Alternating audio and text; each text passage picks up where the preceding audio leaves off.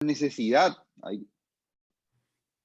es una necesidad el postulado acá de lo matemático, y en este primer punto se lo aborda como posibilidad absoluta. Para Meñazú esto no es suficiente, es un paso, pero no es suficiente, por eso en el punto 2 va a proponer algo que no sea solamente hipotético. Va a proponer una solución especulativa, es decir, una fundamentación incondicionada de su tesis sobre lo ancestral, sobre lo que se independiza del pensamiento y sobre la posibilidad misma del conocimiento. Y acá siempre estamos en problemas de Kant, ¿verdad? La manera en que Kant resuelve, o mejor dicho, que la filosofía moderna resuelve el problema de Hume. ¿Y cuál era el problema de Hume? El problema de Hume era si se podía hablar de leyes de la naturaleza. Para Hume no. Para Hume no se podía hablar de leyes de la naturaleza. Lo que habían eran simplemente una sedimentación de hábitos que nos hacían tener determinadas expectativas de que los hechos que nuestros sentidos verifican o constatan de una manera se sigan repitiendo. Ese es el problema de Hume, que está en el origen de la filosofía de Kant. Por eso Kant dice, Hume me despertó de mi sueño dogmático, porque para el racionalismo moderno, la existencia de leyes de la naturaleza es una cuestión a priorística, que por mera deducción lógica se debe establecer. Pero Hume, con la experimentación y el punto de partida que tiene todo empirismo, que tiene todo comienzo por los hechos, pone en cuestión esta posibilidad a priorística de decir existen leyes de la naturaleza. Entonces Kant tiene que dar una respuesta a eso. La respuesta de Kant va a ser una respuesta subjetivista en el sentido de que el sujeto trascendental es el que garantiza que haya leyes de la naturaleza.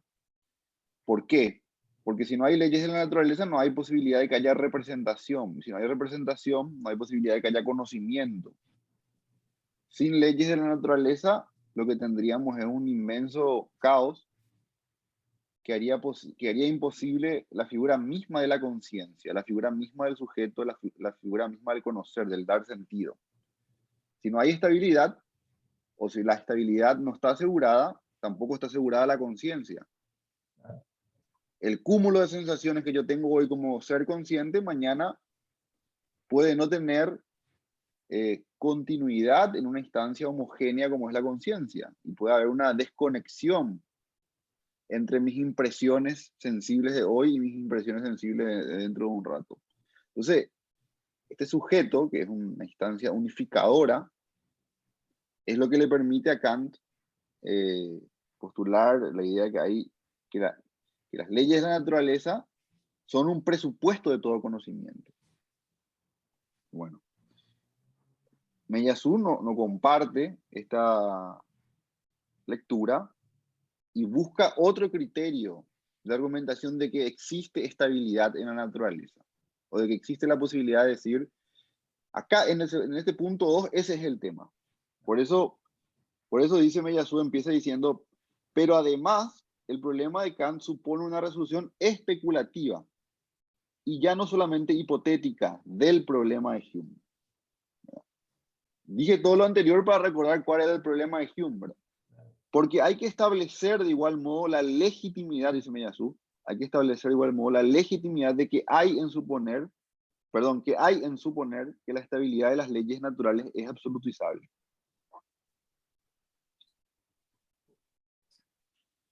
Y se trata entonces de ver de dónde viene esta estabilidad. ¿De dónde viene la estabilidad de la naturaleza?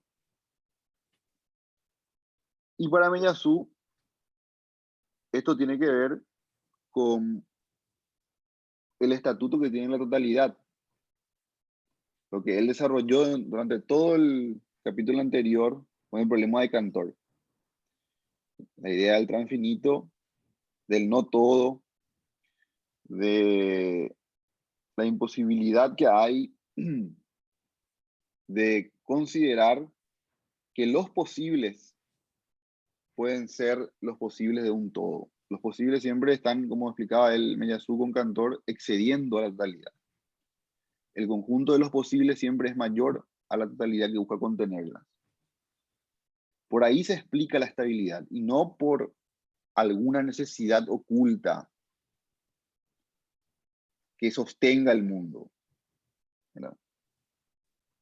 Entonces, no basta con decir, para Meillassoux, que lo matematizable es absolutamente pensable.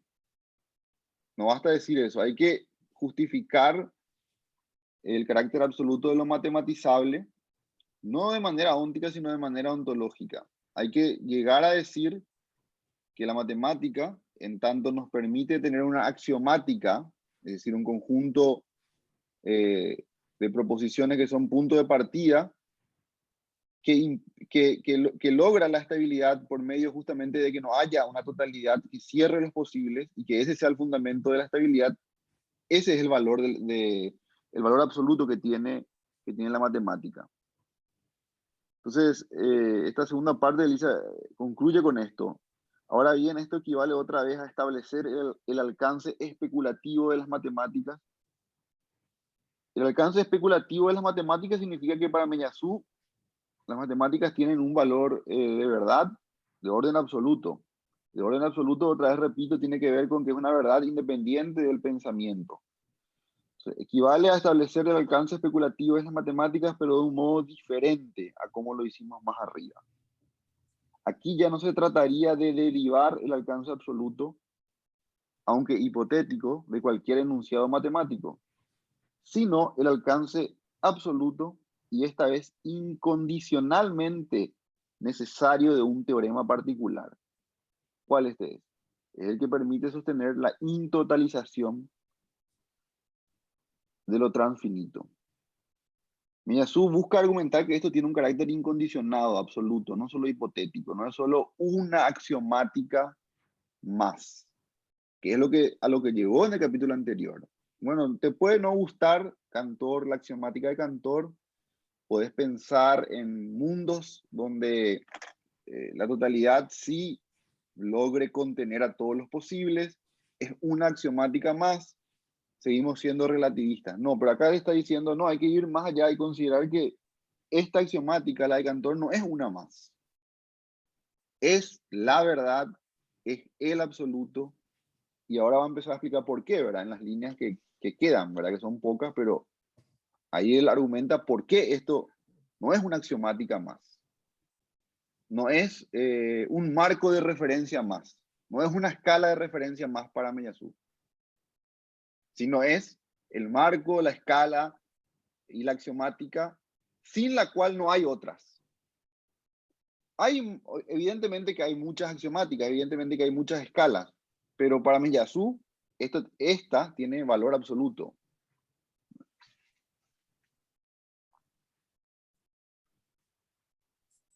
O sea, es el punto fijo a partir del cual se puede construir un pensamiento general, ¿verdad? Sí, con la paradoja que recordemos que estamos ante un no todo, no es una base firme de necesidad, no es una ley, no es un principio de razón en el sentido clásico, porque recordemos lo que era este principio de intotalización de lo transfinito. Es todo lo contrario al cierre, es la apertura pura. Sí. Recordemos que el conjunto de los posibles era lo que impedía la totalización de los posibles, por eso es un no todo. Entonces, acá pareciera que Meillassoux está, luego de haber criticado con fuerza la idea de necesidad, de causa primera, de principio de razón, encontrando de vuelta una base firme de toda la estructura. Pero esa base firme, entre comillas, es un principio de apertura, de no cierre, de no totalización. Entonces hay que tener los dos elementos de este movimiento que él hace. Bueno, hay que, en todo caso, repasar todo el capítulo anterior donde habla y explica y despliega lo que es la intotalización de lo transfinito, donde habla de Cantor, donde habla cómo los elementos de un conjunto en su agrupamiento siempre exceden al conjunto que busca totalizarlos, por eso los posibles nunca pueden ser parte de un dado y el dado nunca puede estar sesgado, como era la metáfora necesitarista clásica de por qué había leyes de la naturaleza. La apariencia de las leyes de la naturaleza para la explicación necesitarista era que el dado que agrupaba los posibles estaba sesgado, estaba trucado, ¿verdad? Pero si vos pensás desde una axiomática donde el dado no puede contener a todos los posibles y siempre hay caras que no están contenidas, no hay sesgo del dado posible. Tenés que buscar otra manera de explicar esta estabilidad de las leyes de la naturaleza, ¿verdad?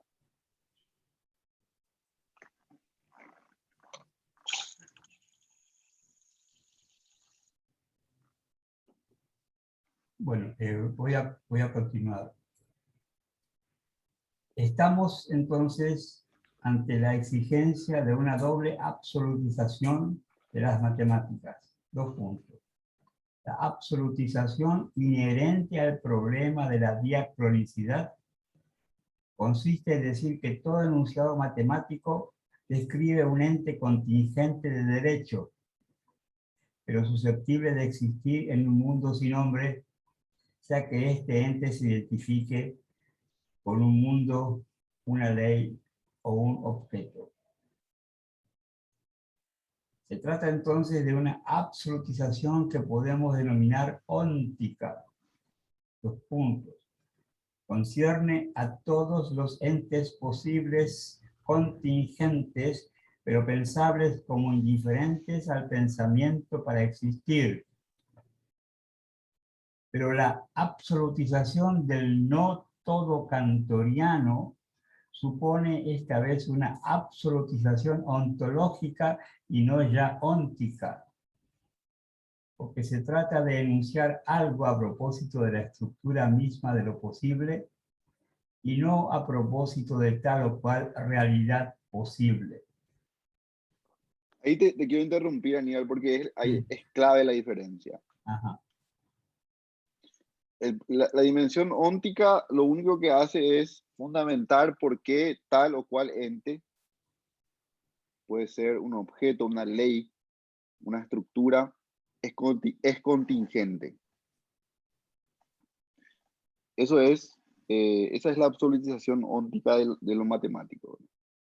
El segundo nivel, que Meillassoux llama absolutización ontológica, no argumenta la contingencia de un ente, de una ley, de un objeto, de algo individualizable.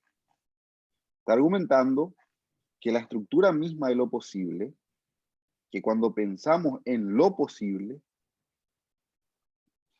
necesariamente ahí esa estructura tiene una forma, y la forma es la de lo intotalizable. Pensar en lo posible, si aceptamos este segundo nivel que es ontológico, ontológico significa acá que alude a la estructura misma de lo que es. Podríamos simplificar un poco y decir de la realidad, pero la realidad en el sentido más fuerte de la palabra, ¿verdad? De lo que no puede ser relativizado, ¿verdad? Si pensamos en lo posible, de manera ontológica, no estamos hablando de la posibilidad que exista o no este vaso, o de la posibilidad de que tal acontecimiento haya ocurrido o no ocurrido. No. Estamos hablando de que siempre que hablemos de lo posible, de los posibles, estos posibles nunca pueden ser totalizados. Por lo que la axiomática de Cantor daría cuenta, ¿verdad? Uno alude a la contingencia de un objeto. Un vaso es contingente por miles de razones. Puede degradarse, puede romperse, pudo no haberse nunca fabricado. Lo mismo una ley, un código, una constitución, un país, una bandera. Son objetos, entes, entidades, por eso óntico, contingente. Ahora, cuando pasamos al nivel ontológico, estamos hablando de lo posible en sí mismo. Y eso tiene para Miyazu valor absoluto. Siempre que hablemos de las posibilidades, de los posibles, la axiomática para él de Cantor tiene un valor absoluto, ¿verdad? Por eso es un nivel diferente acá para él de lo meramente óntico. Ahora, las relaciones entre lo óntico y lo ontológico es otro tema, ¿no? Yo no veo mucha descripción de eso acá, pero bueno, es otro tema.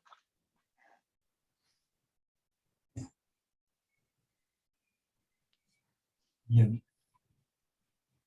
Continúo. Se trata de decir que lo posible como tal y no tal o cual ente posible debe necesariamente ser intotalizable. Esto impone entonces proponer una derivación factual, capaz esta vez de establecer que, aun si son pensables axiomáticas matemáticas que rechacen el transinfinito o la imposibilidad de un conjunto de todos los conjuntos, esto no significa, sin embargo, que el no todo sea un posible entre otros. Esto no debe significar que pueden existir ciertos mundos cuyos posibles son totalizables y otros cuyos posibles no lo son. Hay que establecer aquí que solo las teorías matemáticas que ratifican el no todo tienen un alcance ontológico, mientras que las otras, que ratificaban una cierta pensabilidad del todo, solo tendrían un alcance óntico, porque la totalidad de la que ellas hablarían o la intotabilidad que ellas no ratificarían dependería del hecho de que describen un ente totalizable, un mundo totalizable, pero pero no el ser totalizable de los mundos. Ahí Repito está. otra vez. Dependería del hecho de que describen un ente totalizable, un mundo totalizable, pero no el ser totalizable de los mundos. Ahí Miyazu lo que dice es, sí, podés tener otra axiomática diferente a la de Cantor, donde, por ejemplo, los conjuntos puedan totalizar las posibilidades. Podés, pero entonces si vos haces eso, tenés un límite. Tu límite es que pensás ónticamente. No pensás en un plano ontológico. Desde ese punto de vista, la filosofía de Hegel, por ejemplo, que es la gran filosofía de la totalidad, para Miyazu no tendría valor ontológico. Sería una filosofía óntica. ¿Por qué? Porque Hegel es el filósofo por excelencia que afirma que la realidad, para ser efectiva, tiene que siempre estar totalizada. Para Hegel, por ejemplo, lo que no está integrada a una totalidad tiene existencia, pero para él esa existencia es totalmente anecdótica, ¿verdad? Totalmente anecdótica. En filosofía de la historia, esto se ve mucho en Hegel. En un momento dado, el Imperio Romano se ve ante la disyuntiva del imperio de César o la república de Cicerón, ¿verdad? Y a uno le puede gustar mucho el republicanismo, le puede parecer lo más justo políticamente,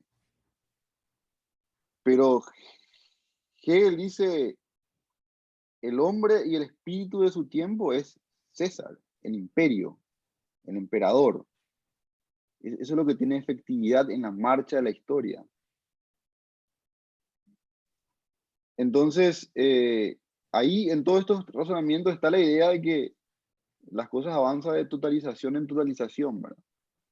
Para Miyazu esto sería una filosofía que no llega al ontológico, porque lo ontológico para él, el ser, como dice acá, el ser totalizable de los mundos, el ser totalizable de los mundos exige una axiomática que no es optativa, que es la axiomática de Cantor. Vos podés no eludir el pensamiento en su plano ontológico, pero siempre que te quieras meter con ese plano, para Miyazu, la única axiomática que da cuenta de él es la de la intotalización de los posibles. Es la de Cantor, es la del transfinito, etcétera, etcétera.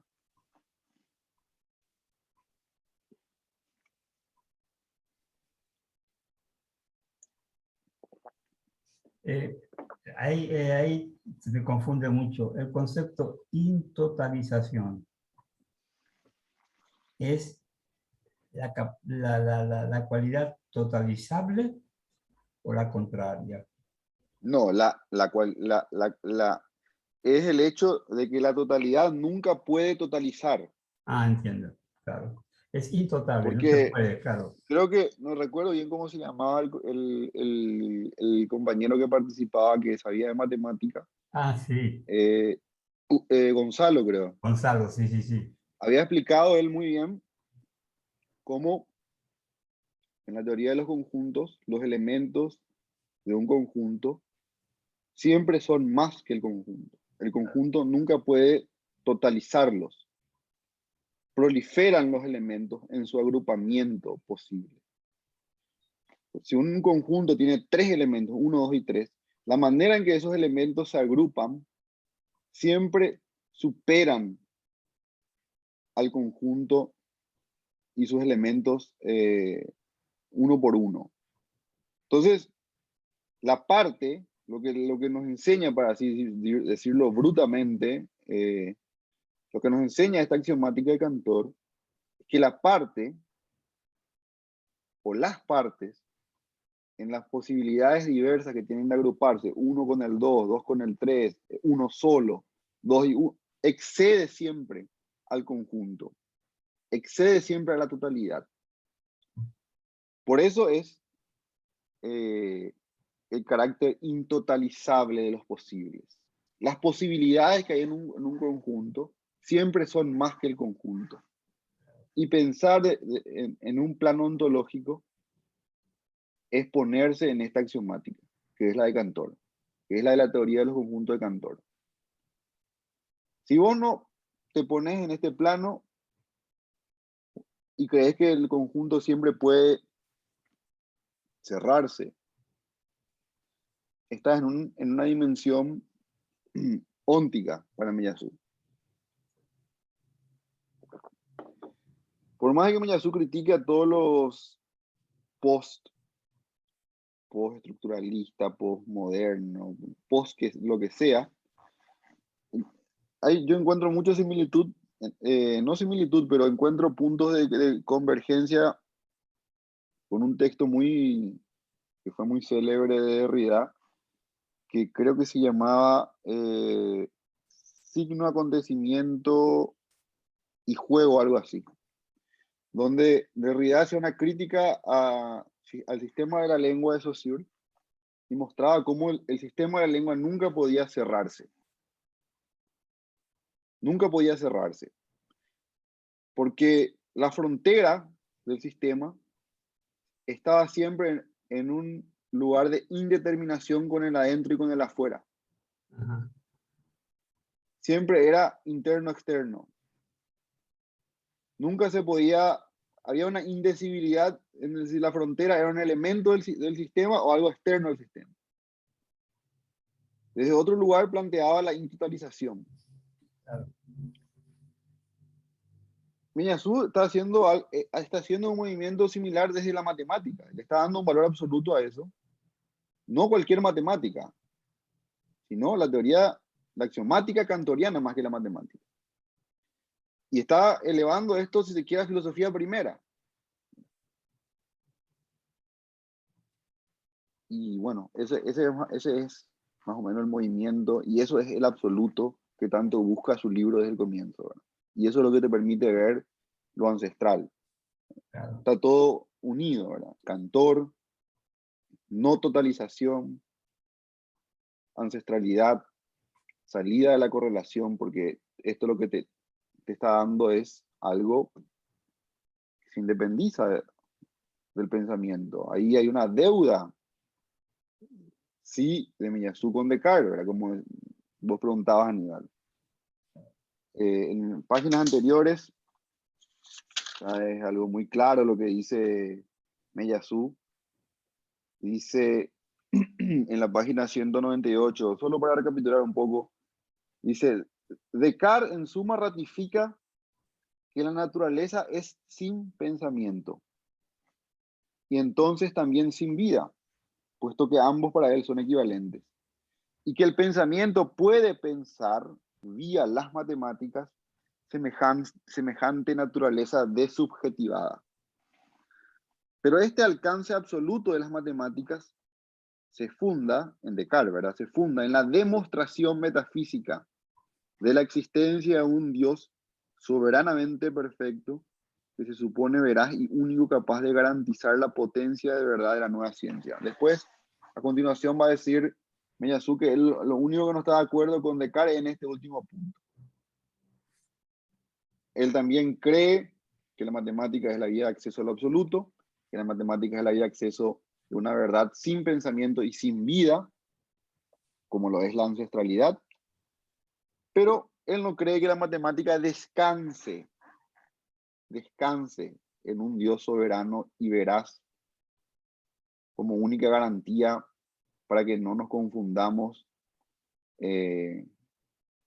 por la actividad del genio maligno, esta figura cartesiana. Para Miyazu no es necesario postular este principio de necesidad o de razón que es el Dios soberano, porque ahí hay un cambio, ¿verdad? Lo que hace, ahí es donde viene Cantor a suplir a este Dios cartesiano. Miyazu abandona al Dios cartesiano porque encontró la teoría de los conjuntos de Cantor.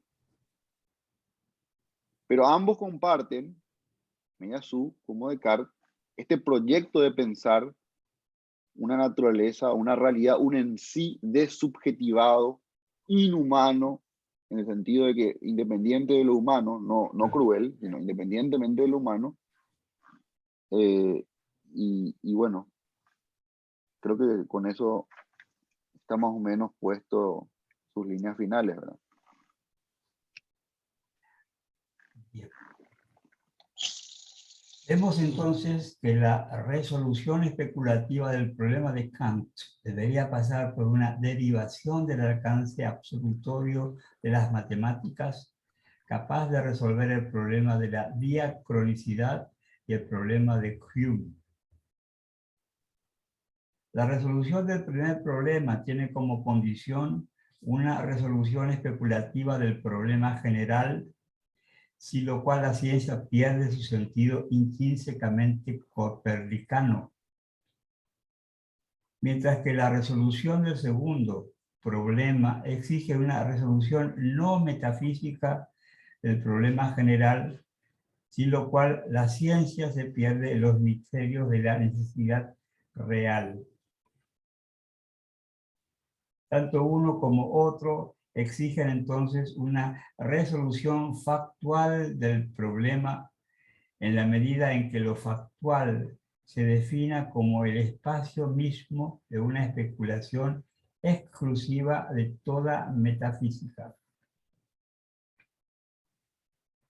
Formulada así, nos parecerá sin dudas que la cuestión sigue siendo oscura, pero nuestro propósito no era tratar aquí la resolución misma, No se trataba para nosotros sino de intentar convencer de que era no solo posible volver a encontrar el alcance absolutorio del pensamiento, sino que esto era urgente. Por lo abisal que devino el divorcio entre el copernicanismo de la ciencia y el ptolemaísmo de la filosofía, cualesquiera sean las negaciones en las cuales se apoye esta esquicia. Si el problema de Hume despertó a Kant de su sueño dogmático, queda esperar que el problema de la ancestralidad nos despierte de nuestro sueño correlacional y nos comprometa a reconciliar pensamiento y absoluto.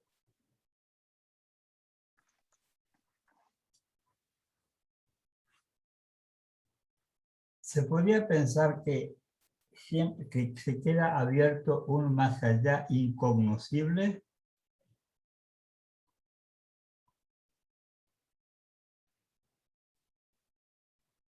No, la idea es romper con ese más allá incognoscible, Ajá, ajá, que es lo común a los distintos correlacionismos. ajá. No significa que la filosofía de Meillassoux te permita conocer todo. Lo que significa es que esta filosofía tiene como objetivo establecer la posibilidad de cuestiones que son de orden absoluto. Puede haber opacidad en el mundo, pero hay determinadas cuestiones que para él tienen valor absoluto. ¿Y cuál es una de ellas? Es la axiomática de Cantor. Ajá.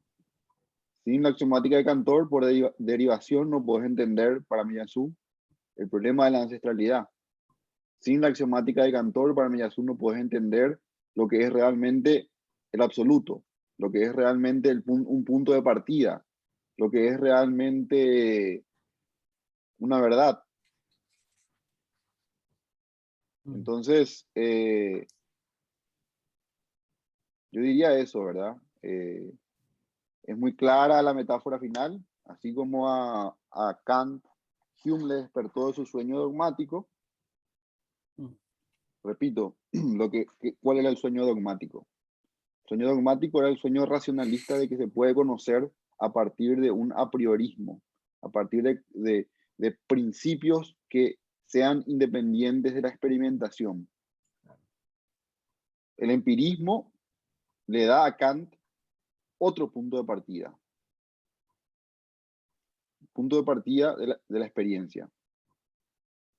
No para quedarse en la experiencia y sostener como Hume una posición escéptica respecto a las leyes de la naturaleza, sino como otro punto de partida.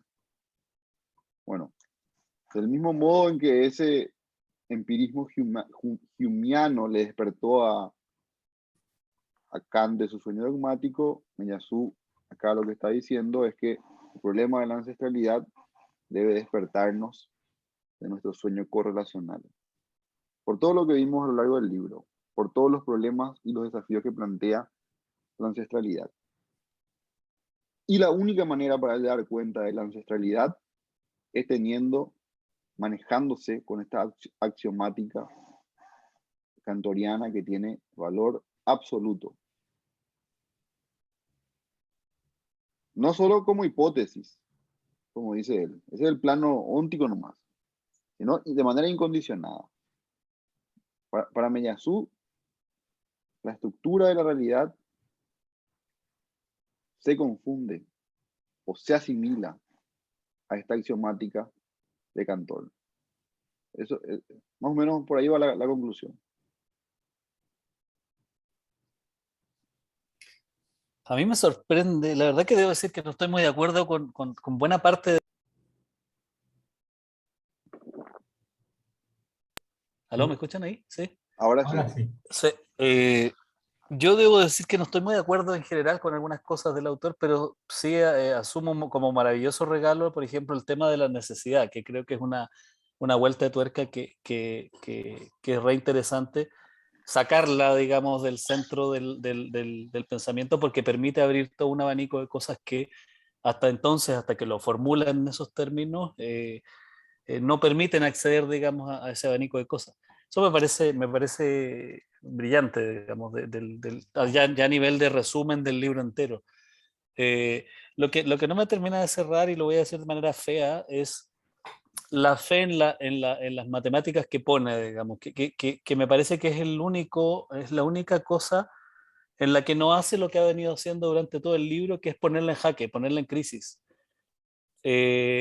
Porque de alguna manera la puerta, o la llave de la puerta al absoluto, visto desde ahí, que ofrece Miyazu, tiene que ver con, ¿cómo podríamos decirlo? Con ratificar la posibilidad, que sería en el primer nivel, pero ratificarlo para una realidad, que sería el segundo piso que se define, ¿cierto? El segundo nivel. Pero las matemáticas son eminentemente representacionales, digamos, en ese sentido, el nuevo lazo que uno podría hacer para derribar la idea de Cantor es que efectivamente tú puedes hacer combinatorias siempre representacionales que excedan al número de elementos del conjunto, pero lo que no ocurre es que se dupliquen los números del conjunto, las cantidades. Lo que quiero decir es que en el ámbito de las posibles combinatorias tú puedes exceder el conjunto, pero eso no fabrica que el número de unidades se incremente. Lo que quiero decir con eso es que me resulta súper peligrosa la puesta de Miyazu, incluso me resulta posmoderna, diría Cristino, en el sentido siguiente, en el sentido de que cuando yo intento hacer fácticas las posibilidades y equiparo lo pensable con lo posible, que me parece que es lo que más discrepo, puedo tener afirmaciones tan triviales como que el gato de la caja de Schrödinger está vivo y muerto al mismo tiempo. Lo que quiero decir es que puede ser usado como una herramienta de posverdad impresionante ese argumento, digamos. No sé si logro explicar lo que estoy diciendo. Que el construir la posibilidad, emparejar la posibilidad, lo calculable, digamos, que es un poco lo que permite el usar de palanca Cantor en este caso, equiparar lo comparable con lo posible, a mí me permite sostener una cuestión tan trivial como que el gato está vivo y muerto al mismo tiempo dentro de la caja, que justamente me parece una de las cosas que tiene como blanco Miyazu durante todo su libro, digamos. Creo que el límite es muy delgado para argumentar en una y en otra dirección. Que además es algo que creo que con César lo habíamos hablado en algún momento, que me pasa a mí, y a él creo que también le pasaba con Miyazu, que a ratos, como se mueve tanto entre este argumento en esta dirección y el opuesto, para poder llevar el problema entero, digamos, presentándotelo, deja unas cosas en donde te puedes pasar para un lado y para el otro, es decir, como que es un todo nada, digamos. Si esto es cierto, está todo de acuerdo y todo opera, pero si llegara a ser lo contrario, se te da vuelta el argumento completo. Entonces, me preocupa un poco esa equiparación de posibilidades, de lo posible con lo pensable, como hecho de facto, digamos. Creo que está cuando yo digo, mira, tengo un conjunto de tres cosas y las combinatorias me permiten, no sé, soy pésimo para las matemáticas, generar 36 cosas como posibilidad, eh, estoy a puertas de afirmar lo del gato, digamos. Estoy en el borde de decirlo. Y entonces me parece que hay alguna vuelta que o no me estoy entendiendo o alguna pasada que quizá no está del todo clara en el argumento último, porque si fuera yo filósofo posmoderno, tengo el argumento completo para fabricar y convertir una máquina de posverdades.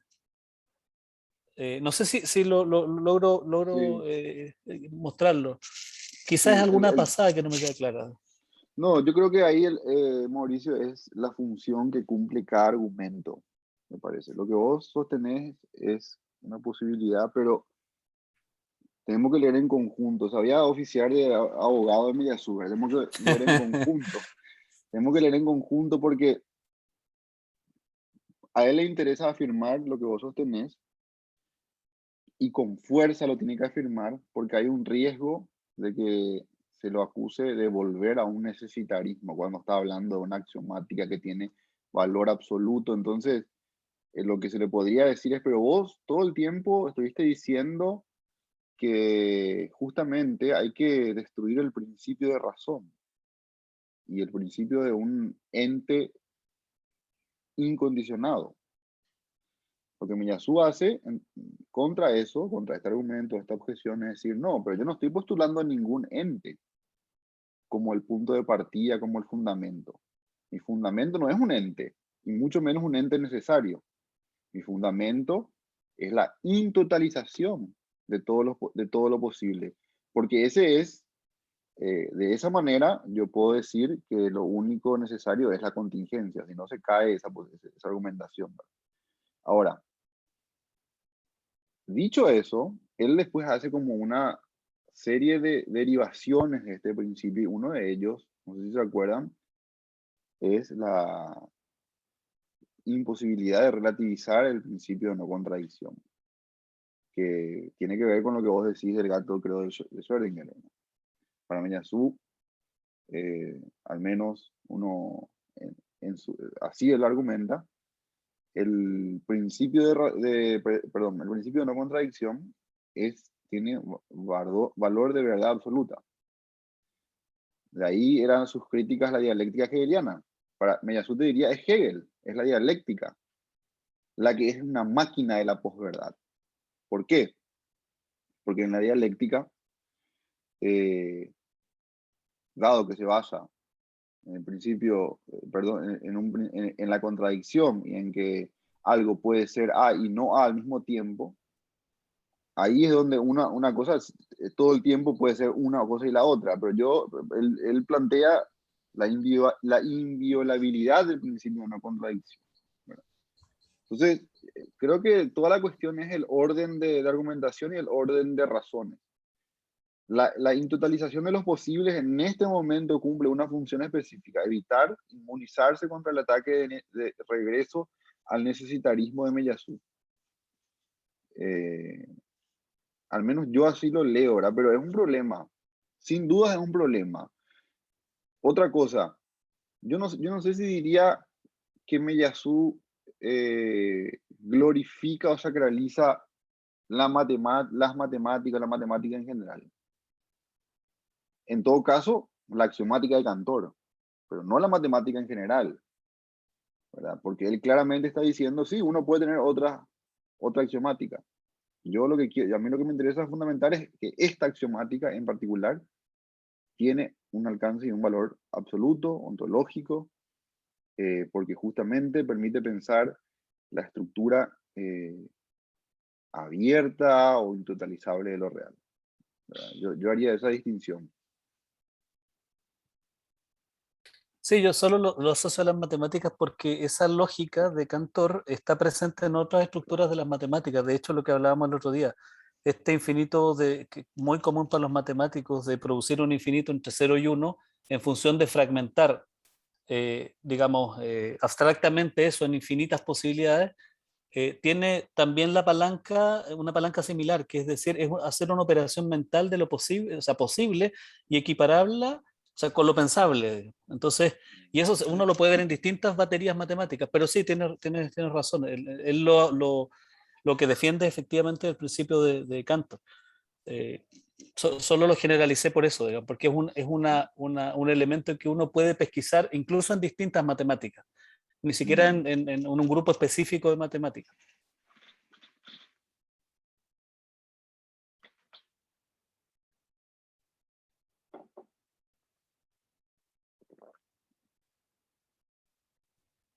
Eso que tal vez sea oportuno, si hay la posibilidad de leer un poco a los críticos y detractores de Miyazu, ¿verdad? Para ver qué pasa, para ver cómo son esos razonamientos opuestos, ¿verdad?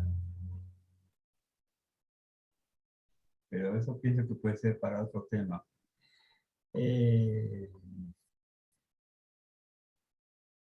Hasta acá llegó Miyazu y nos quedamos un poco con las ganas, que son buenas ganas, ¿verdad?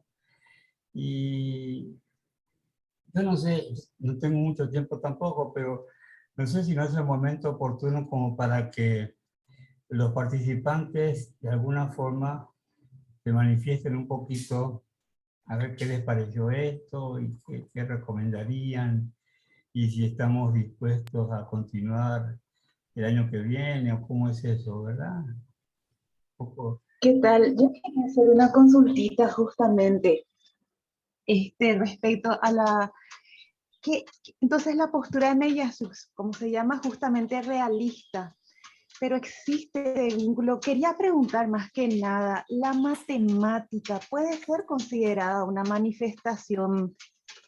No, perdónenme si tengo una ensalada, ¿verdad? Pero la matemática, ¿acaso no era considerada también como una manifestación metafísica? Eso es lo que se me quedó un poquitito también en el tintero. Gracias, gracias.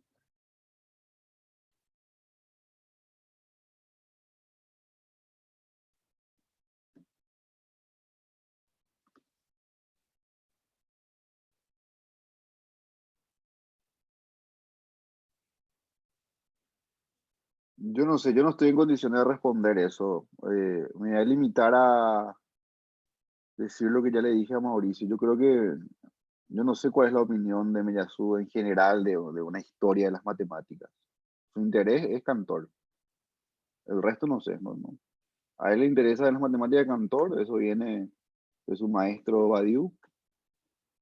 Para Badiou también Cantor es la clave de su ontología, lógica de los mundos.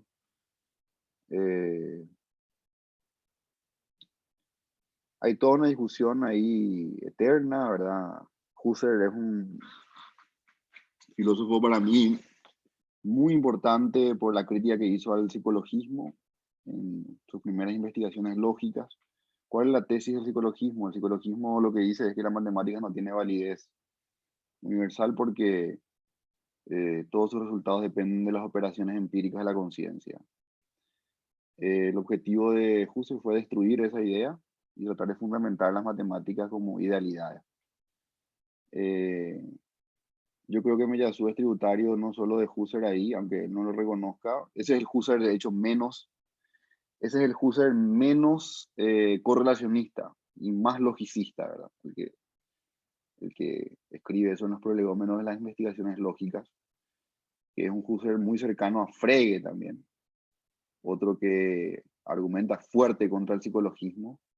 El psicologismo siempre, como dije, sostiene esto, ¿verdad? Que las matemáticas no son un saber que tenga ninguna primacía respecto de cualquier otra operación empírica que haga una conciencia. Frege, Hegel, por lo menos como dos figuras continuadores de esta idea de la matematización del mundo, de Descartes, exponentes así fuertes. Yo creo que Meillassoux debe inscribirse en esta misma tradición. Y dentro de esta tradición, la apuesta es a Cantor, ¿verdad? Sí, es el Husserl menos Husserl. Hay otro de este grupo, perdón, hay otro de este grupo. Sí. Carnat, no le quiero responder. Carnat me parece que también Carnat, creo que sí, claro, están pero muy... más... Negarestán y Avitos hizo un giro del aceleracionismo, digamos, hizo un giro hacia Carnat ahora. Su último libro se llama, creo que Espíritu y Ciencia o algo así. Se volvió más así, el giro hacia la lógica, hacia la ciencia y hacia la matemática, en el fondo, ¿verdad? El enemigo de la metafísica siempre fueron estos positivistas, neopositivistas, ¿verdad? De alguna manera ahí hay una conexión.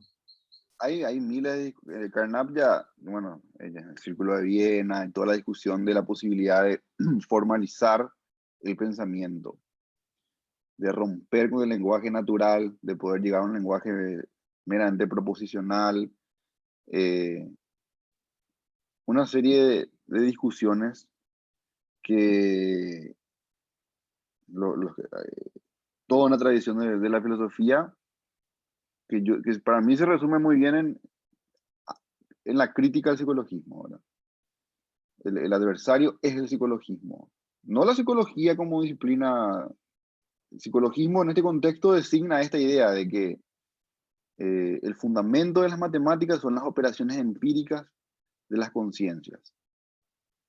Y que la matemática siempre está subordinada a esto, que no tienen una idealidad independiente de las operaciones o de los usuarios. Contra esa tesis Correlacionismo también, psicologista, ¿verdad? ¿cómo? El psicologismo sería un correlacionismo, Sería una versión extrema claro. del correlacionismo, porque sería una versión o sea, escéptica, ¿verdad? Porque hay formas de correlacionismo que plantean, sí, definitivamente todo conocimiento se da en una relación sujeto-objeto, pero de esa relación surge, no obstante, un conocimiento que excede al contexto, que excede al el momento de la efectuación, que excede a la particularidad o la idiosincrasia de los sujetos de tal conocimiento y se independiza de los mismos. Es una postura, yo creo que la fenomenología es eso. La fenomenología, al menos en su versión más mainstream, Husserl es alguien que no renuncia a la validez del conocimiento. Lo sitúa, lo contextualiza, explica el proceso genético desde el mundo de la vida hasta las ciencias más abstractas, pero no obstante, de la correlación no surge la invalidación del conocer, sino todo lo contrario, es la correlación la que permite conocer con evidencia, con todos los criterios que la modernidad nos acostumbró a utilizar para calificar un conocimiento válido. Entonces, el psicologismo es un golpe muy fuerte a los matemáticos. Es toda una discusión, es todo un problema a comienzos del siglo XX, porque se está cuestionando de raíz las bases mismas de la matemática. Contra eso, Frege, el Husserl de las investigaciones lógicas, y obviamente también seguro los positivistas lógicos, como Carnap y José, otros. José, ¿no te parece que la primera fenomenología es anti-Freud, también anti-psicoanálisis? Ponerle Heidegger, Sartre explícitamente. Después cambió un poco eso, pero los primeros son anti-Freud Para mí, también. Heidegger no le interesa, yo diría el primero por lo menos. El Dasein no tiene sexo, dice Heidegger. Reconoce que el cuerpo es importante, pero dice a continuación que él no se va a meter con eso, lo desecha y explícitamente dice que el Dasein es neutral respecto a la diferencia sexual. El Dasein, la diferencia sexual para Heidegger es una cuestión óntica, que prácticamente lo despacha rápidamente. Para Sartre sí es anti-freudiano. Para Sartre tiene críticas muy duras a la idea del consciente. Para él es un desdoblamiento innecesario de la conciencia. El primer Merleau-Ponty también es bastante anti-freudiano, pero cada día se vuelve más. Cada día asimila más la percepción a lo inconsciente a medida que va avanzando. Y Husserl, yo creo que hay un último Husserl que a los psicoanalistas les gusta, pero los primeros Husserl más, el primer Husserl o incluso el Husserl más conocido que es la idea 1, que el famoso giro trascendental que hace Husserl, el Husserl más cartesiano, no hay muchas relaciones. La empatía, por ejemplo, como modalidad primera de lazo con el otro, son cosas que el psicoanálisis creo que odia, ¿verdad? El concepto de empatía, etc.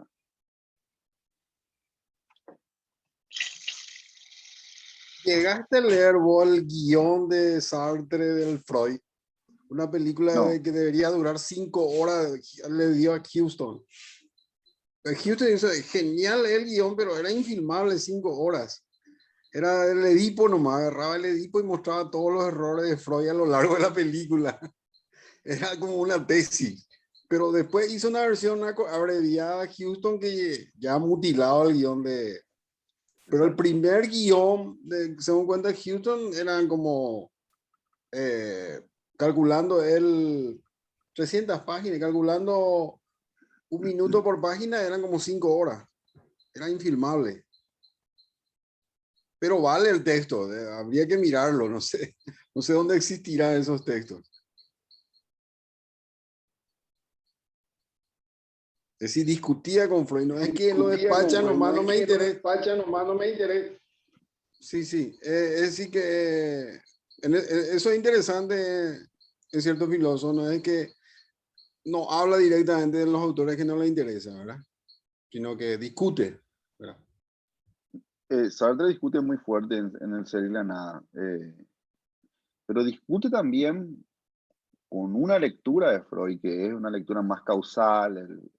A él lo que le molesta es que esta idea causal, ¿verdad? Sartre considera que el inconsciente es como una causa natural de los procesos, y ahí toda su idea de libertad queda muy desdibujada, entonces eso no acepta. Pero no sé si hay una discusión de Sartre, por ejemplo, con Lacan, eso no. Ahora, Lacan sí es un lector de Sartre, especialmente del ser y la nada. Lo que Sartre plantea ahí sobre la vergüenza, por ejemplo, la mirada, son temas que en muchos seminarios Lacan retoma. Creo que hay la filosofía fenomenológica existenciales fueron, sí, antifreudianas por esta idea de crítica al inconsciente, ¿verdad? La idea de inconsciente es lo que no les gustaba. Social un poquito en Sartre también, ¿verdad? Que no ¿Eh? modificaba lo social, no modificaba la sociedad. Era una cosa eminentemente subjetiva, individual. Por ahí también había una... Lo social también es una idea que no le gusta a Sartre. Lo social, para Sartre no tiene una inercia. Está siempre en dependencia de la posibilidad de un acto de libertad. Ese era un tema de pelea con Merleau-Ponty. Merleau-Ponty le daba a lo social mayor automatismo, si se puede decir. Y Sartre no aceptaba eso. Después, en sus últimos libros, Crítica de la razón dialéctica, Sartre va a hablar un poco más aceptando cierta reificación, lo serial, pero es la misma cuestión, ¿verdad? El mismo cuestionamiento que al inconsciente. Estas estructuras que se independizan completamente del acto de conciencia, del acto de libertad, de la decisión, siempre le molestan a Sartre.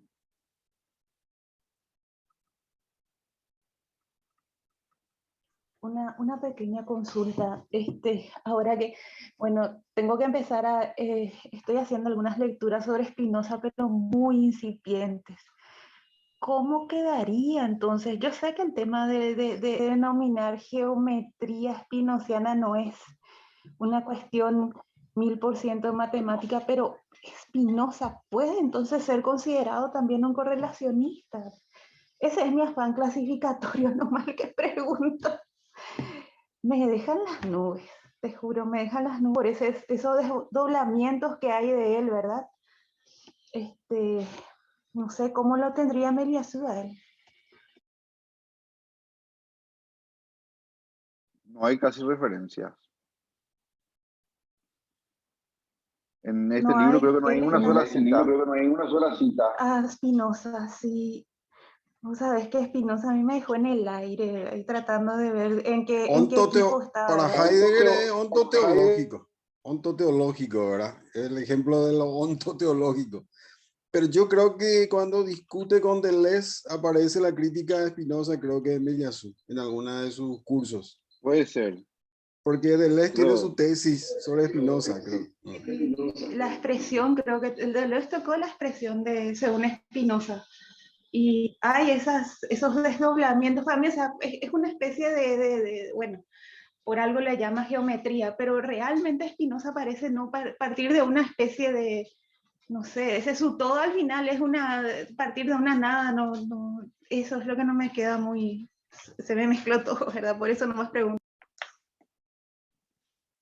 Es interesante que Meyasú no se meta con Spinoza prácticamente, ¿verdad? Le dedica interés mucho mayor a Hegel, por ejemplo, para criticarlo. O a Kant, ni hablar, ¿verdad? Kant, Descartes, Hegel. Acá lo noqueó, Son sus interlocutores, ¿verdad? Hume, tiene un capítulo sobre Hume.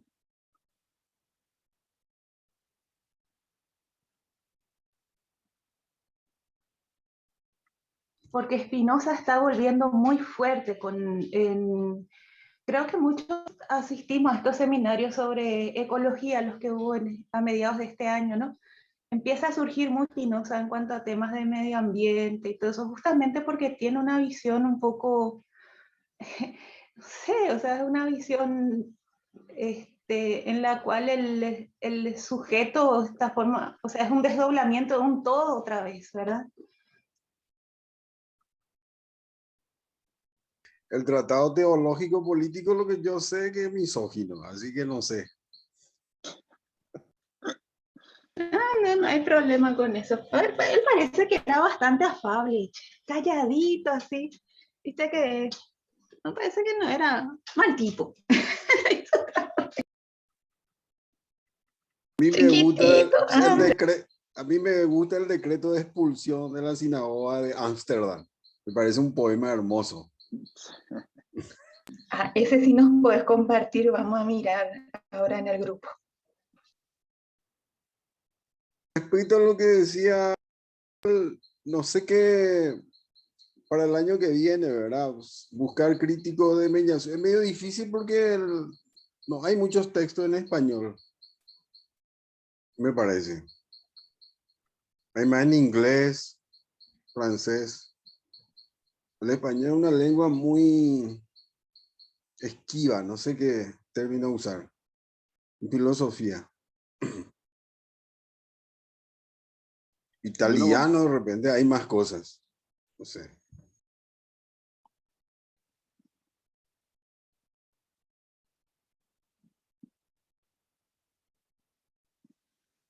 Sí, yo pensaba el otro día que sería bueno darle algún cierre de algún modo nomás, o sea, por eso les pegué incluso esa como convocatoria de cualquier cosa, ya no me acuerdo de qué era, como para escribir algo, como para, no sé, yo creo que es importante, sería interesante dar algún cierre a esto con alguna vuelta de tuerca como general, quizá una conversa total, o que cada uno haga una postura de lo que le pareció, ¿no? Como para que no se acabe el libro y empiecen a pasar las letras estas como de Star Wars y ya fue, digamos, sino que eh, a lo mejor justamente una chance es eso, buscar críticas de Miyazu y que cada uno tenga como una tarea propia, que la asuma con el peso propio, digamos, sin que esto sea un lastre en el fondo, pero como para hacer una conversa general de todo, ¿no? Que no se cierra como con el capítulo, sino que como con una visión conjunta del libro los recovecos que nos generó, quizás. No sé qué forma darle en todo caso. ¿Pero sería para ahora o para otra oportunidad? No, yo creo que para más adelante, o sea, quizá de vuelta de, ahora si hacemos esa junta tal vez por ahí, pero si no de vuelta de año, de Ajá. vacaciones, de manera que uno lo tenga como decantado, pero me pasa que siento que no, como que uno cierra el libro y cierra la página y se va a hacer desayuno, no sé qué, es un poco amargo, creo. Casi siempre uno se queda masticando los libros un rato, entonces a lo mejor post ese mastique podríamos hacer una conversada con una visión un poco más distante ya que la contingencia misma del libro. Yo pienso que sería pero oportuno. Yo estoy de acuerdo con el compañero. Se puede inclusive proponer libros y sin tanto tener la teleconferencia, se puede ya lanzar algún libro y empezar a verlo durante las vacaciones, los que tienen, ¿verdad? Y en todo caso, ver cuándo iniciar las teleconferencias el año que viene.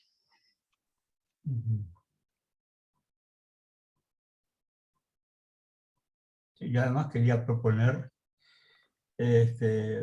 un encuentro no online, sino de realidad en torno al fin de año, ¿verdad?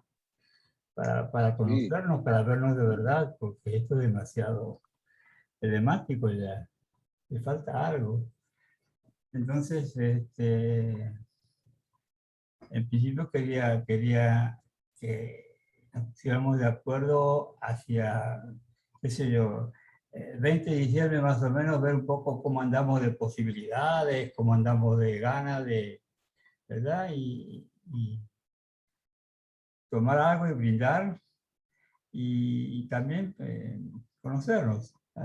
Eso de estar así a distancia se torna muy aburrido para mí.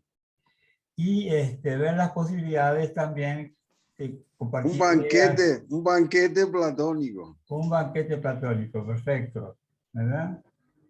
Y ver poco entonces, hoy José había hablado sobre un libro, ¿verdad? Un autor, que está, yo anoté acá, como posibilidad. Para recordarle al compañero, en el banquete platónico no participaban mujeres, ¿verdad? Bueno, no importa. Pero se nombraban varias, está Diótima, que era el centro del banquete. Nunca fuimos modernos, es una Entonces cosa está que bien. ha hecho José, ¿verdad? A mí me interesa particularmente esto. Bueno, pueden haber otras propuestas también y las charlamos, ¿qué les parece? Yo creo que podríamos, bueno, les pido disculpas por haber estado en imagen, ¿no? Pero estaba cuidando a mi hija, porque le enchufaron una actividad a mi señora, entonces no me quedaba otra, pero estaba atento, escuchando. Yo creo que podríamos cortar el queso, como se dice en Chile, y primero hacer una reunión presencial, y en esa reunión presencial tipo banquete en realidad, porque en el banquete se dan varios discursos en torno al amor en este caso, y acá podríamos escuchar discursos en torno a Miyazu, al libro, a impresiones, a relaciones, eh, de una manera más o menos informal, pero lo interesante sería que cada uno pudiese hablar un rato, ¿verdad? Ya que nos hemos disciplinado y hemos seguido durante tanto tiempo la lectura de un libro difícil. Entonces, hacer esa suerte de banquete y ahí mismo que cada uno traiga una propuesta de un libro. ¿Mm? Y también ahí cortamos, ¿verdad?, el queso y continuamos con el otro año. Lo único malo, ¿verdad?, es acá que Mauricio, por ejemplo, no, por más que pueda venir a Paraguay, no creo que eso sea tan Me luego. parece que sí, parece que hay intenciones y que hay deseos. A lo mejor se concreta eso, Mauricio, ¿verdad? El de reino de las vacaciones en Paraguay. Y Rosana también, que está en Brasilia, ella parece. Ah, Rosana igual. Sí. Así Pero, que, pero ella es paraguaya, así que juega de local. Pero Sí, si no se yo le... tengo ¿Mm? yo iría a fin de año más o menos por el día 20, yo creo que estaría por ahí. Lo que pasa es que está un poco próximo a las fiestas, pero si se puede, me encantaría sí poder hacer este encuentro entre todos. Y a mí, por ejemplo, quería en primer lugar agradecer a José la generosidad, a todos los que participaron aquí, pero principalmente a José, ¿verdad? Porque creo que fue un regalo para mí personalmente poder escucharte, José, haber compartido tantas cosas impresionantes, darme cuenta lo poco que sé de filosofía y el mundo que se abre, porque yo soy de aquellas que agarro un libro, leo y creo que, está bien, la filosofía está una maravilla para mí, pero me di cuenta que bueno, hay un mundo por descubrir y te agradezco mucho por esa generosidad de poder abrir tu casa, tus conocimientos de una manera tan linda, así. Y eso quería decir antes de irme, porque tengo una cena y tengo que salir corriendo. Aníbal también por habernos juntado a todos y ojalá se pueda dar. A mí me interesó en principio no mucho poder hablar específicamente de filosofía, pero una tesis que creo que fue Sara, no sé si Sara o Melissa, que compartieron aquí sobre la contingencia en arquitectura. De repente sería una forma de poder aterrizar algo nuestro y, y poder hablar desde otro campo, un tema que de alguna forma le fuimos dando vueltas durante este tiempo, etcétera. eso fue creo que al comienzo o a la mitad, cuando Sara estaba así participando bastante, que me parecería que podría ser una cosa que sí me interesó y que podría de alguna forma, por lo que leí, aportar de alguna manera a eso. Y eso, agradecerte mucho, José, Aníbal, por haber organizado, a César, por aclararnos siempre todo, y a los que participan. Creo que fue un lindo encuentro y agradecerles a todos por esto. Gracias, Rosana. Gracias. Sí, A partir del 20 nos vemos, ¿verdad? a partir del... Ah, porque lo que pasa es que José también, tú, José, ibas a viajar a Argentina para el año nuevo o algo así, Sí, después de Navidad recién. después de Navidad. Entonces está Sí. bonita esa fecha, Yo creo que sí. alrededor del 20 por ahí. Y justamente ahí, Rosana, también podrías dar un retorno de todo esto, lo que es Millazó, de aplicar esa idea de la contingencia a la arquitectura. Y bueno, a Mauricio lo pondríamos como esas cabezas que ponen los Simpsons, ¿verdad? Pondríamos el celular y estaría también Un ahí recorte de presente. cartón. No, pero a través del celular, opinando. Pati, ¿quieres decir algo? Estás con el micrófono muteado. Como la pelota de náufrago de la película. Wilson. ¿Te acordás? Pero en sí sería una bonita fecha, o podría ser antes incluso, pero si Rosana No, recién Rosana llega va a el estar por acá. 18, creo. ¿Verdad, Delpi? Pues ya se fue. Sí, pero me quedo unos días en Ciudad del Este y ¿Cuándo después venías? vengo, creo que el 2021 aproximadamente. Y estaríamos pendientes de tu fecha, entonces. Y sí, de la salida de José, porque creo que José No, es José sale fundamental. después de Navidad, dijo. Ah, ok. Sí. Ujú. Sí. Sí, para mí está difícil que, como diciembre.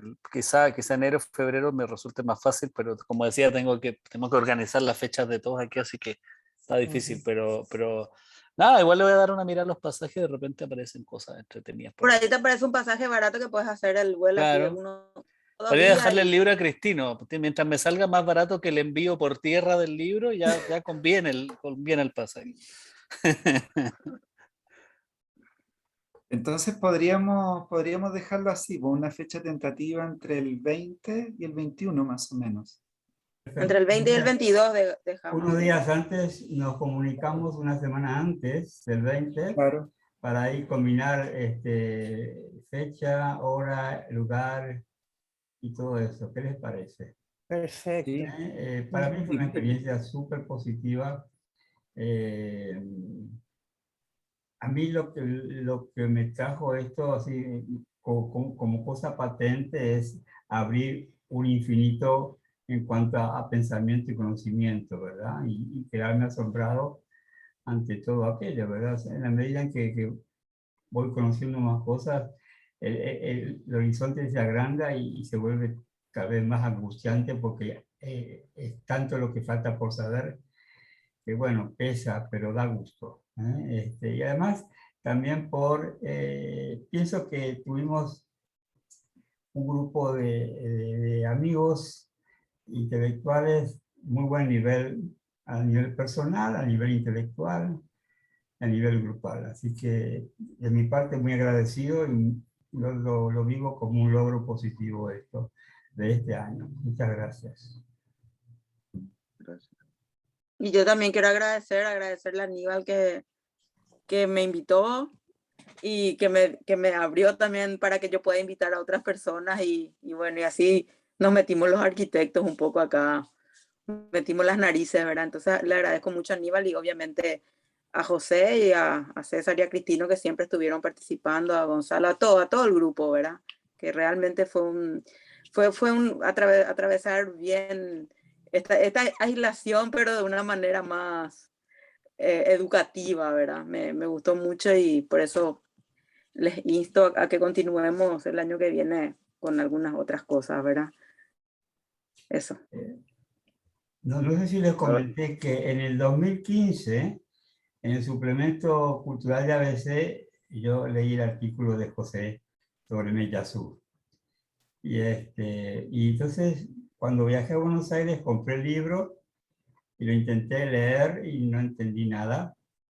Después tuve la posibilidad y la suerte de encontrarme en París a tomar un café ahí cerca de la Sorbona, bajo la sombra de Auguste Comte, un cafecito rico ahí, y conversamos bien, pero cuando organizamos, pensaba en esto a principios de año, yo no sabía que José estaba acá. Y fue una gran alegría y además muy positivo poder contar con su... Es como la linterna de José que nos fue alumbrando el camino. Fantástico, muy agradecido, José. No, Sí, una maravilla. yo le quería en realidad agradecer a todos por la participación, porque terminamos un libro muy difícil. Es un libro que no tiene nada de introductorio, sino que confronta al lector con los temas duros de la historia de la filosofía. Y el hecho de que lo hayamos terminado, por más que fueron muchísimas sesiones, eso también es quizás lo interesante, que se haya podido mantener la regularidad, es para mí muy satisfactorio. Seguro que quedaron muchas cosas oscuras, porque es un libro oscuro, es un libro que convoca a toda la historia de la filosofía y no de manera introductoria, como digo, sino para construir un pensamiento muy propio, muy singular del autor. Yo mismo, para mí fue volver a leer y volver a aprender muchas cosas que lo había leído muy por arriba de Meyasu. Cuando escribí ese artículo que menciona Aníbal, había leído el libro muy por arriba y lo escribí más bien como alumno de Meyasu, por lo que escuchaba de sus clases. Esta lectura que hicimos ahora para mí fue una aproximación mucho más seria al libro. Creo que es un gran libro, tiene cosas muy interesantes, que sea corto también, relativamente corto, es un pequeño tratado. Y eso también hizo posible que lo terminemos a pesar de ser tan denso, ¿verdad? Y yo espero que sigamos leyendo, ¿verdad? Que se configure un grupo como este de lectura en el que haya simplemente interés de leer filosofía. Eh, si, si bien este libro pensó en mí, Aníbal, porque había escrito artículo, también por eso pensó en César, él sacó incluso un libro. Yo estoy totalmente abierto a leer otros libros. De hecho, yo tampoco trabajo en Meyasu. Hay muchas cosas que se pueden leer, ya depende del interés de todos, ¿verdad? Y solo eso, y volver a agradecerles por el grupo que se formó, muy lindo, muy buena experiencia. Fantástico, gracias. Yo creo que nos ayudó mucho la virtualidad, Aníbal, que hizo que no se rompa, porque siempre si tenemos que trasladarnos, hay uno que falta, uno que no llega, que llega tarde. Yo creo que toda esta situación que trajo consigo el COVID y que es la virtualidad, que todos estamos muy acostumbrados hoy día, que hace 2 años no era así, nos ayudó, ¿verdad? Jugó mucho a nuestro favor en este caso y sobre todo por el tema de que puede estar Mauricio, puede estar Delpi, pudo estar el peruano en su momento, que estuvo solo una vez, ¿verdad? Pero pudo. Entonces, eso está bueno, ¿verdad? Eso está bueno porque se abre una ventana de que podamos introducir a personas de cualquier lado, ¿verdad? Con tal, como dice José, que tengan el interés y ya está. El próximo podríamos comenzar por Platón y Aristóteles de repente, no por el final. Empecemos por el inicio, ¿verdad? Por favor, como la guerra de las galaxias, partiendo por los capítulos finales. Y ahí me confunde mucho. Perdón. Sí. Bueno, yo tengo que salir, les mando un abrazo a todos, les agradezco y nos veremos a fin de año, Rosana, con un tablet para que Mauricio pueda participar con nosotros. Claro. Dale, Mauricio, escapate ahí 2 días. Abrazos, chao, Okay. chao. Chao, Rosana. Gracias a todos. Quería comentar una cosa a propósito de, si se permite la metáfora cantoriana. Creo que justamente el hecho de que Meyasu haya sido el banquete convocado generó cuestiones que exceden al conjunto, digamos, es decir, que de alguna manera aparecieron cuestiones como el curso de fenomenología, que no digo que se haya sido promovido acá, pero que en el fondo aparecieron cuestiones que orbitan o que tocaban tangencialmente las discusiones que teníamos aquí. Y eso me parece que es justamente el capital que nos deja ahora con el problema de tener que cambiarle el nombre al WhatsApp del grupo.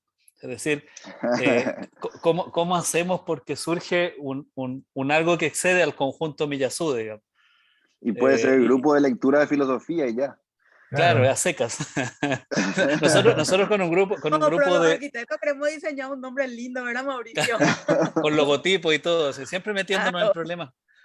No, pero sabes que está bueno porque, o sea, lo que quiero decir es que justamente eso, la pregunta de si cambiarle el nombre o no, o qué, es una muestra de que efectivamente se excedió al objetivo inicial. Y eso creo que es súper, fuera de la broma, digamos, creo que es súper loable. Que hayan aparecido cosas orbitando, que nos hayamos conocido con César un poco más, surgió, en mi caso surgió lo de la entrevista, etcétera. Entonces creo que eso habla en sí mismo del, si pudiéramos decirlo sin que suene sucio, el éxito del grupo de lectura, digamos. Del grupo Eh, decantado de lectura, porque exacto, eso decantó creo que es mucho el grupo, súper interesante. decantó mucho el grupo, eso te quería decir, del grupo decantado, porque éramos muchísimos, ¿verdad? Y los que seguimos, cueste lo que nos cueste, porque a mí me costaba me cuesta muchísimo entender, ¿verdad? No, obviamente no soy una rápida con Mediasú, ¿verdad? Pero un grupo muy decantado y como dice José, quiere decir que hay un interés, ¿verdad? Entonces está bueno, estoy muy contenta. Cristino, Tu turno. Sí, yo quería decir que a través de este Franchute también le conocí a César porque leyendo su libro un día, un capítulo está, él hace un comentario sobre Yasu y justo agarré yo ese capítulo y hice un artículo y creo que a partir de ahí le conocí más a César, ¿verdad? Inclusive ya después lo invité para una presentación de un libro y todo eso y nos conocimos. Y yo creo que funcionó como para enlazar gente, ¿verdad? El francés. sí. Además de su metodología, su manera de abordar la historia de la filosofía. Yo creo que es lo más interesante. Por más que no nos quedan, digamos, ganancias directas en el bolsillo, es decir, no tenemos sentencias así para aplicar ya aquí y allá, ¿verdad? Con respecto a la realidad. Eso de que te dé vuelta a grandes filósofos, Descartes, Hume, Kant, jugar con ellos como si fuera, no sé, la gente más común del mundo. Ese enfoque siempre me interesó, fue lo que más me gustó. Y en el artículo de César, lo que a mí me había llamado la atención, que su lectura, que era muy buena e interesante, me pareció que pecaba un poco de posmoderno. Eso fue lo que me había llamado más la atención. Yo no entendía mucho en Miyazu, pero me daba cuenta que el enemigo por lo menos era el posmodernismo, ¿verdad? Es lo poco que conocía. Entonces, ese fue el punto en que choqué un poco con César, pero a él le gustó también, ¿verdad? Cómo corresponde con los colegas que están en estos temas, ¿verdad? La discusión, el debate así alturado, ¿verdad? Y mira dónde estamos ahora. Ya estamos pensando en otro libro. Buenísimo. Sí, súper bien. Y vos sabés que yo el artículo de ABC, José, nunca leí, creo que. Sí, Es yo lo leí rarísimo. después. Después lo leí yo. Yo lo leí después también cuando lo mencionó Aníbal, pero en el 2015 yo no me acordaba de ese artículo, realmente. Después lo leí, sí. Conocía su otro artículo sobre Husserl, creo que Hegel, creo que Frege, también muchos artículos de José, pero ese en particular no me acordaba, increíblemente. Y eso, yo creo que bastante positiva el grupo y la reunión de lecturas, se ha mantenido, digamos, un equipo estable. un equipo de fútbol de salón, más o menos. algo así. No sé si formamos un equipo de fútbol completo, pero y ya podemos desafiar, ya no sé, a los formoseños. Y ha sido un gusto, ¿eh? Un gusto, ¿eh? Agradecido por la invitación, Aníbal, y que también me cursó José, y por supuesto acepté y estoy con ustedes para cualquier otra aventura de lectura filosófica. No, para mí también magnífico y justamente, ¿verdad? O sea, hemos leído un libro bastante difícil y yo creo que acá, como decía recién Melissa, creo, ¿m? Eh, no era Melissa, era la otra compañera que está en Argentina. Sana. ¿M? Ana. Igual, Rosana del Pino. Rosana, sí. Igual tuvimos ¿cómo se llama? La guía de José, que fue muy importante porque le da rigurosidad, o sea, para leer un libro uno también tiene que ser riguroso, sobre todo este tipo de libros, y tratar de entender al autor y todo ese proceso, yo creo que fue una tremenda ganancia. Y, o sea, un libro muy complejo, yo creo que se ha domado y que ya se tienen bastante elementos como para conversarlo, reflexionarlo. Yo creo que en la primera lectura que le di a ese libro me perdí en el correlacionismo fuerte. Y creo que es por la lectura que le di, ¿verdad? Por mis condiciones, por estar siempre pendiente de esto, de aquello, y no ser tan riguroso finalmente, y a veces también poner el propio pensamiento antes de que el pensamiento del autor que estás leyendo. Porque a mí en ese minuto, ¿verdad? No me interesó tampoco profundizar para no contaminarme tanto. Yo venía siguiendo una línea, ¿verdad? Y de pronto encuentro a Miyazoy y como que me abre un espectro en donde me ahorra mucho camino, pero también yo pensaba, ¿verdad?, en no contaminarme como para tratar de pensar lo que yo quería pensar. Bueno, en todo eso, en toda esa juguera, ¿verdad?, se producen varias confusiones que ahora yo estimo están muy reducidas ya. O sea, creo que hay un panorama mucho más de entender el libro desde el autor. Y tengo toda una serie de conclusiones en la cabeza. Hoy me compré un cuaderno, de hecho. Un cuaderno para sistematizar ahí las anotaciones, para atreverme a leer mi libro de nuevo. Pues no me atreví a leerlo, ¿verdad? Como que lo tengo ahí y me da susto ahora leer, ¿verdad? Y quizás con qué cosa voy a encontrar que ya no me guste.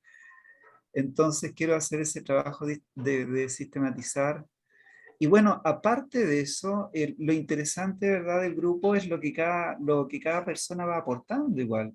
Yo admiro a los compañeros de arquitectura y de otra área, que en general son la mayoría, si se fijan, porque se enfrentaron, ¿verdad?, a un texto sumamente difícil, aportaron muchísimo a la comprensión del mismo y es increíble, ¿verdad? Porque si alguien que ha estado metido en la filosofía mucho tiempo como yo se puede perder muy fácil en un texto así, imagínense, ¿verdad?, los que no llevan ese tiempo, digamos. Así que para mí es una admiración increíble y volver a un estudio riguroso también. Para mí fue un posgrado. El posgrado que no he podido seguir por varias razones, acá lo tuve en esta lectura. Y bueno, yo estoy medio nervioso porque mi hijo están sacando el azúcar, los dos hueones, y están comiendo azúcar, ¿verdad? Y se están aprovechando que no está la mamá. Y bueno, me quiero despedir y quiero enfatizar que nos juntemos sí o sí, que hagamos ese banquete en donde cada uno, ¿verdad?, hable un poco de Miyazo, que mantengamos el chat y mandemos audio. Yo creo que les debo un audio respecto a algunas cosas, ¿verdad?, que he ido pensando. Y nos juntamos ahí, ¿verdad? Damos un retorno. Ojalá que estén todos, si no, Mauricio, lo podemos poner virtual igual. O sea, ponemos celular y ahí lo vamos escuchando, ¿verdad? Y bueno, y en vistas también en ese banquete ya más presencial, decidir otro libro, sí, de filosofía, yo creo. Estamos como en esa, ¿verdad? Y bueno, y eso mejor mi hijo se van a comer todo el azúcar ya. Ahí los veo pasar así. Si comen azúcar no van a dormir, César, anda a agarrarlo ya. No, vence mal. ¿Vos votás las Energía. elecciones chilenas, César? ¿Vos No. votás ahora? No, no voto. No, porque tuve un problema ahí más o menos complejo, pero no voto. Igual votaría por Boric, no me queda otra.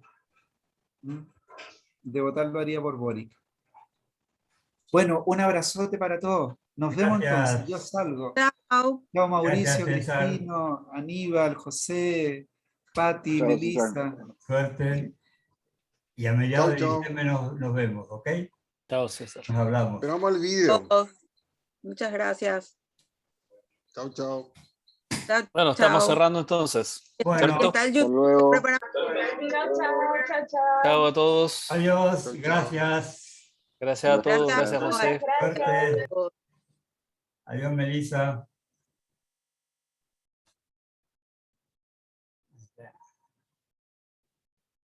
Bueno, muy bien.